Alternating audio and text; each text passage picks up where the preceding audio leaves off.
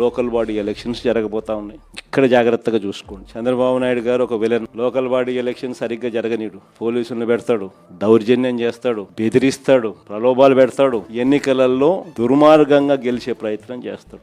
Yes చేస్తాడు.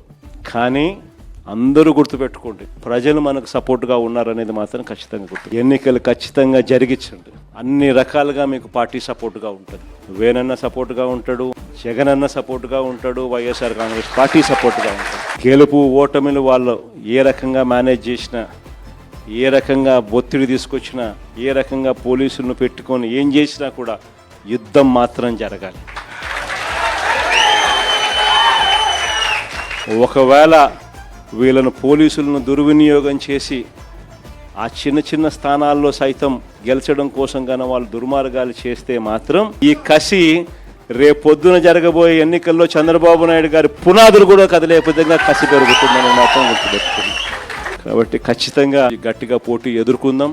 ఎన్ని ఇబ్బందులు పెట్టినా కూడా కళ్ళు మూసుకొని కళ్ళు తెరిచేసరికి ఇంకొక సంవత్సరంలో జగనన్న పాదయాత్ర స్టార్ట్ అవుతుంది. ఒక సంవత్సరంలో ఎన్నికలు జరుగుతాయి అనేది మనల్ని నడిపించే విధంగా మనం ఎదురును ట్యూన్ చేసుకుందాం.